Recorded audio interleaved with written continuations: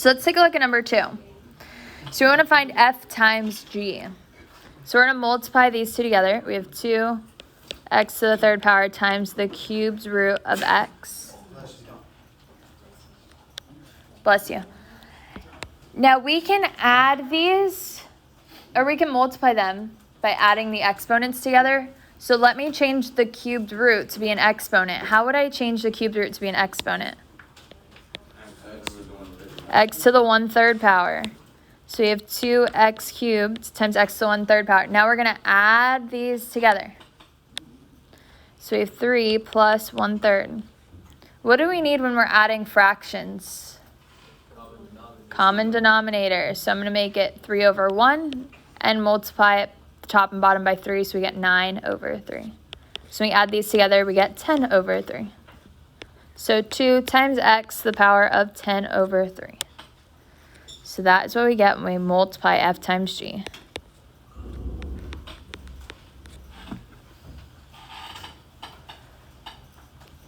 Now we want to find the domain. So to find our domain, we have to find the domain of both of these separately and figure out where they overlap. What's the domain of 2x to the third power? All real numbers. What about the cubed root of x? All real numbers. All real numbers. So what's our domain of the combination of them? All real numbers. All real numbers. Next, we're going to evaluate when x is equal to negative 27. So we're going to plug that into our x. So this would be 2 times negative 27 to the 10/3 power. What's our index here? 3. So it's 2 times the cubed root of negative 27 to the 10th power. What is the cubed root of negative 27? Negative 3. Perfect. So then we want to do negative 3 to the 10th power. So negative 3. You can put it in your calculator. You need a calculator for Monday. 59,049, and then we multiply that times 2. So we get 118,098. All right, let's do the next one where we divide. So here we have 2 times x to the third power divided by x to the 1/3 power. How do we combine them together when we are dividing? Subtract the exponent. So we have 3 minus 1/3. So we change 3 to be 3/1. We need a common denominator, so multiply the top and bottom by 3. We get 9/3. 9 minus 1 is 8/3. So this would be 2 times x to the power of 8/3.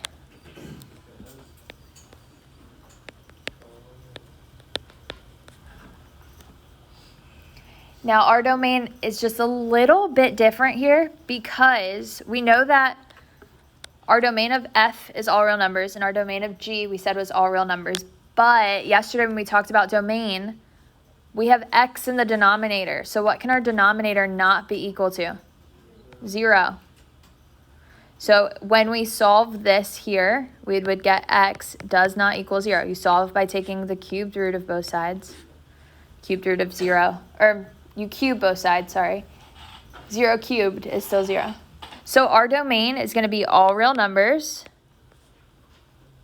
except 0. Or you could say all real numbers and x does not equal 0. So you have to put that in your domain. 0. Next, we're going to evaluate when x is negative 27. So we're going to plug that in. So here we have 2 times negative 27 to the 8/3 power. Well, this is like saying 2 times the cubed root of negative 27 to the 8th power. What's the cubed root of negative 27? 3. Negative 3. And what's negative 3 to the 8th power? 127. 227. 334. 6,561. And then when we multiply that times 2, we get 13,192. 122. All right, next, let's do number 4. So it says find the inverse. How would we find the inverse? Switch the x and y. So I'm going to make f of x, x, and x, y. So I have x is equal to the cubed root of y plus 5 over 2. Now when we do this, we have to be careful. Just do one step at a time. It's like unraveling the right side. You want to get y all by itself, but you can't just go right in and subtract 5 because there's more things going on outside it. What's the first thing we have to do? Cube it. We cube both sides, so it cancels out with the cubed root. So x to the third power is equal to y plus 5 over 2. Then what would we do? Multiply both sides by 2. So it cancels out with dividing by 2. So 2x to the third power is equal to y plus 5. Then what? Subtract 5. So 2x to the third power minus 5 is equal to y. Could I just leave my answer like that? No, minus 1. You got to put the little -1 on the inverse. Don't forget to name the inverse. For number 5, determine if they're inverses of each other. So this is where we take one, plug it into the other. Another way you can do this is just find the inverse. So I'll let you just find the inverse of f and see if it's the same thing as g. So let's do that. Let's find our inverse of f. So I'm going to switch the x and y. So x is equal to the cubed root of 2y plus 4 over 3. How would we find the inverse here? What should we do first? Cube both sides. So x cubed is equal to 2y plus 4 over 3. What would we do next? Multiply by 3. So it cancels out there. 3x to the third power is equal to 2y plus 4. Then what? Subtract 4. So 3x to the third power minus 4 is equal to 2y. And then lastly, divide by 2. So our inverse is equal to 3x to the third power minus 4 over 2. Is that the same thing as g? No. What's different? G has a -3. So are they inverses? No, not inverses. So it has to be exactly the same. Yeah. So I'm okay with on the test, instead of taking this and plugging it into the x, that you just find the inverse and see if they're the same. That'll work. For 1 and 2, it just says tell whether the function represents exponential growth or exponential decay. Explain your reasoning. So for 1, is it growth or decay? Why is it growth? Because our base is greater than 1. What about for number 2? Decay. Why is it decay? Because our base is less than 1. Not just because it's a fraction, but because it's less than 1. What if I had, let's make another, y is equal to 9 over 2 to the power of x. What would this one be? Why growth? Even though it's a fraction, it's still greater than 1. So it would be growth. All right, let's do 10. So for number 10, we want to get our base of 81 to be 3. That way we can cancel it out. So I can make 81 3 to what power? 6, 5, 3 to the 4th power. So this would be log base 3 of 3. When we have a power raised to a power, we multiply. So -8x. If you already have a power there, just multiply it together. Now log base 3 of 3, what happens to it? Cancels. And what would our answer be? -8x. Let me make up another one here so we can see. What if I had log base 6 of 36 to the 2x power. I can't just cancel them out right away because they aren't the same number, but can I make 36 6 to some exponent? It'd be 6 to what power? 3. 6 to the second power. When we have a power raised to a power, what do we do to the numbers? Multiply. So I'm going to multiply these together. So now I have log base 6 of 6 to the 4x. So we're not changing the value of 36. We're just changing the way that it looks. That way we can cancel these out. And what would our answer be? 4x. Let's do the next section. Oh, actually, let's look at 8 real quick. What would 8 be? 9. Awesome. E and ln cancel, so we're just left with 9. Perfect. For 11, we're writing it in exponential form. So we're just rewriting. We're not solving anything. We're just putting it into exponential form. Max, what's our base? 4. What's our exponent going to be? 4 to the 5th power is equal to 1024. Perfect. So you start with the base, and then the other two just switch positions. Let's do it again. What's our base here? 1/3. The other two just switch positions. So what's our exponent going to be? -3. And what's it equal to? 27. That would be our answer. So we're just rewriting it. Questions here? Let's do 13. Here we're putting it into log form. So we start with the word log. What's our base of the log?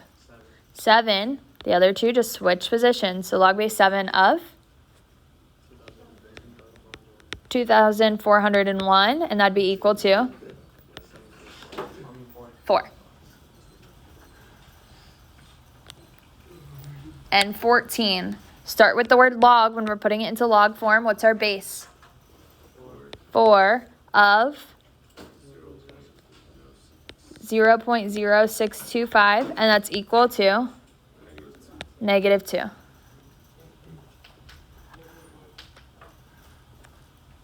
Any questions there?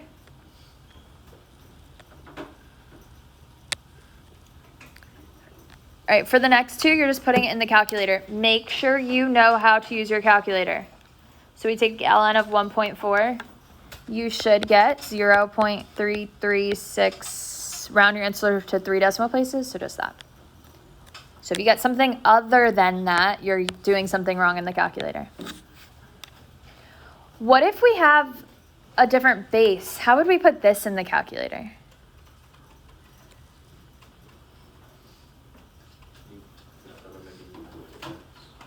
We can do it that way, so we can do it algebraically, but we can just put this in the calculator. How?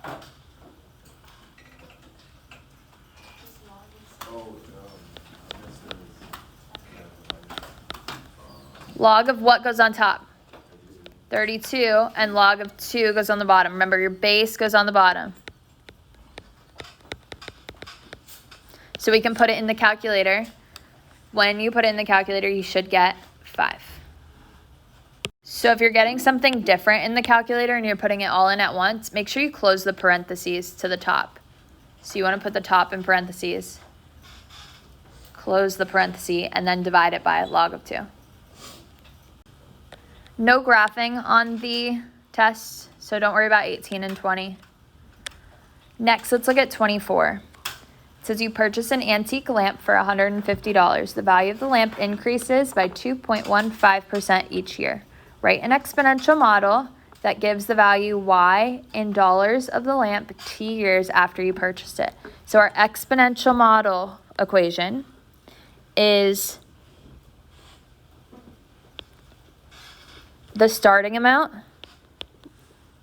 times 1 plus r. If it's increasing, it's plus to the power of t. If it's decreasing, it would be p times 1 minus r to the power of t. So this is our formula for exponential model. We have a different formula when it's compounding. So it's a little bit different. You've got two formulas here. So is our lamp increasing or decreasing in price? Increasing. So we're going to use the formula that has plus. So our starting amount is what? 150. Our rate would be what? As a decimal. Remember, we move it twice. So it'd be 0.0215. Don't forget, that is probably the biggest mistake that people make with these questions, other than not knowing the formula, is that they forget to write the decimal version of the rate. So change your percent to be the decimal. And it just asked us for the equation, so it just says t years. So t was just t. So we're plugging in everything we have. So y is equal to our starting amount, which is 150, times 1 plus 0.0215 to the power of t. Last step is that we just have to add it to simplify. So 150 times 1.0215 to the power of t. So this would be our equation. What if it said that it asked us for the amount after 10 years? What would we do? Plug in 10 into t. Let's do number 4 right below it. So it says you deposit $1,500 in an account that pays 7% annual interest. Find the balance after 2 years when the interest is compounded daily. So here it says compounded. Keyword compounded. So we use our compounded interest formula. So P times 1 plus R over N to the power of N times T. So make sure you know the difference between these two formulas. P is our starting amount. What's our starting amount here? 1,500. R is our rate. What is our rate? 0.07. Remember, you move the decimal twice, so it'd be 0.07 here. N is the number of times it's compounded each year. What's our N? 365. Perfect, because it says daily. So there's 365 days in a year. And then, what's T? 2. So let's plug everything in. We have 1,500 times 1 plus 0.07 over 365 to the power of 365 times 7. When we put this in the calculator, be super careful. I'm going to do the exponent first and just write that down so we have it. So 365 times 7 is 2,555. So I'm just going to leave that there. What would I do next in the calculator? Oh, sorry, it should be 2. 365 times 2 because it's 2 years. 365 times 2. So that would be 730. What would we do next in the calculator? Divide 0.07 by 365. So 0.07 divided by 365. In the calculator, you should get 0.001917. It keeps going, but then we're going to add 1 to it. So it'll be 1.001917. Keep it in your calculator. What do we do next?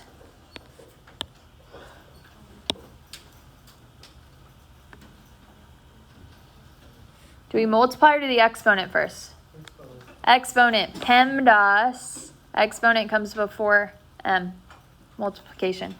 So we're going to raise this to the power of 730. You should get 1.150258 times 1,500.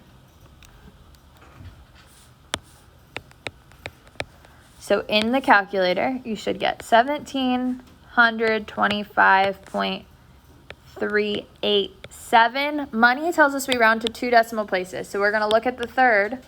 Do we round up or keep it the same? Round up. So this would round up to be 39.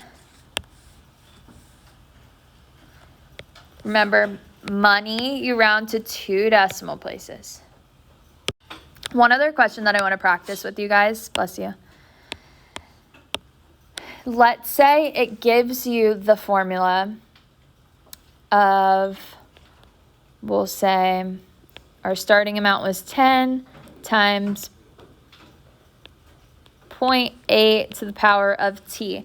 And it says, find the percent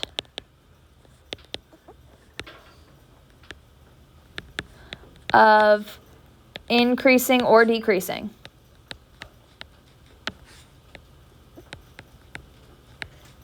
Well, first of all, is it going to be a percent of increase or decrease?